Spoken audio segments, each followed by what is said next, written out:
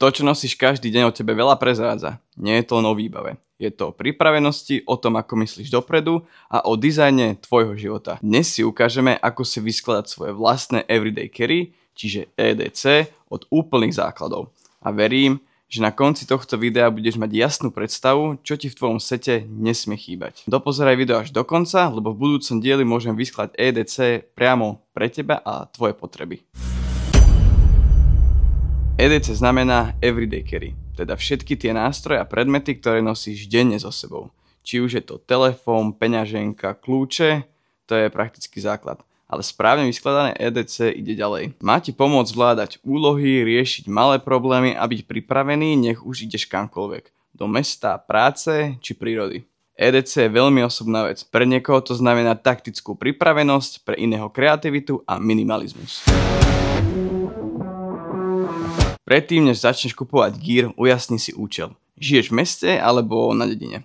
Jazdíš autom alebo chodíš pešo? Pracuješ s notebookom alebo s náradím? Tvoje prostredie definuje, čo naozaj potrebuješ. Niektorí ľudia stavajú EDC na bezpečnosti, iní na praktickosti a ďalší na kreativite. Ktoré z toho je správna odpoveď?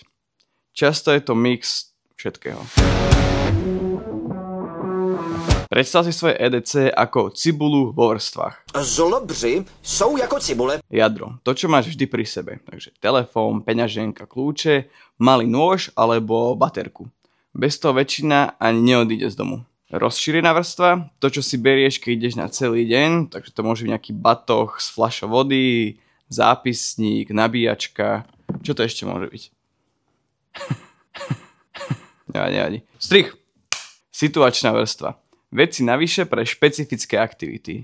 Nejaké cestovanie, túra alebo šport. Tu patria powerbanky, lekárničky, multitool alebo napríklad pláštenka. Toto ti pomôže nosiť pri sebe celý obchod s výbavou, ale mať vždy to, čo naozaj využiješ. Pretože správne EDC je to, ktoré používaš.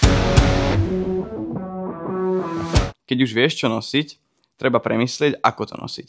Či už je to nejaké vreckové nosenie pre minimalistov, tam máš všetko po ruke. Alebo menšia taška, modulárne riešenie, ktoré vieš prehadzovať medzi taškami a batohmi. Ak nosíš nárade alebo nejakú techniku, napríklad na natáčanie ako ja, tak určite rozmýšľaj nad batohom. Dôležité je, aby malo všetko miesto a svoj poriadok. Znižuješ tým chaos a vieš, kam siahnuť. Mysli aj na váhu, rovnováhu. Rozdiel ťažšie veci, aby ťa netiahlo na jednu stranu alebo príliš dozadu. Čo sa týka dostupnosti vecí, čo používaš najčastejšie, to musí byť aj najrýchlejšie na dosah.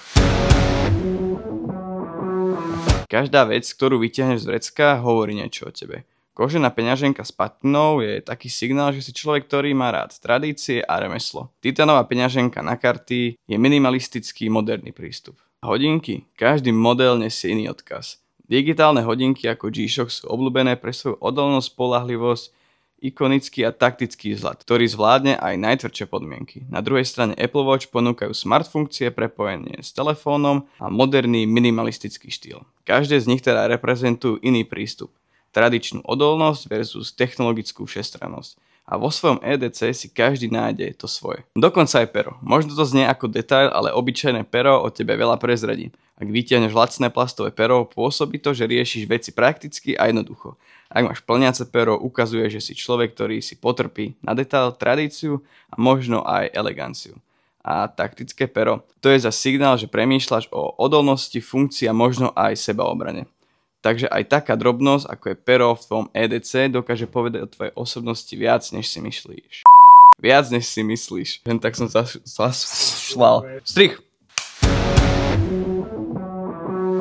Keď si ľudia začínajú skladať svoje prvé EDC, často narazia na tie isté problémy. Sú to chyby, ktoré pôsobia nenápadne, ale v praxi ti dokážu skôr uškodiť, než pomôcť. Prvou z nich je preplnené EDC. Najčastejšia chyba je, že sa necháš uniesť, vidíš u niekoho video, prejdeš si e-shop a zrazu máš plné vrecká rôznych gadžetov. Malý nožík, veľký nožík, multitool, baterka, ďalšia baterka, zápalky, powerbanka, zápisník, druhý zápisník a realita. 80% z toho nikdy nepoužiješ. Výsledok? Vrecká sú ťažké, veci zavadzajú a pri potrebe vytiahnuť niečo dôležité hľadáš medzi hromadou zbytočnosti. EDC má pomáhať, nespomalovať. Ďalší častý problém je, že ľudia slepo kopírujú výbavu niekoho iného. Či to nejaký youtuber, kolega, obľúbený influencer. Lenže to, čo funguje jemu, nemusí fungovať tebe. On možno chodí každý deň do lesa, ty chodíš do kanclu. On má taktické EDC s nožom a parakord, ty potrebuješ pero, nabíjačku a kľúčenku.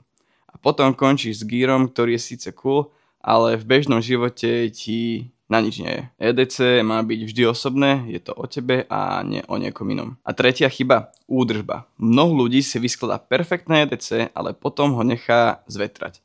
Nôž sa časom otupí, pero vyschne, baterka sa vybije, zápisník sa pokrčí či obleje a už ho nepoužívaš.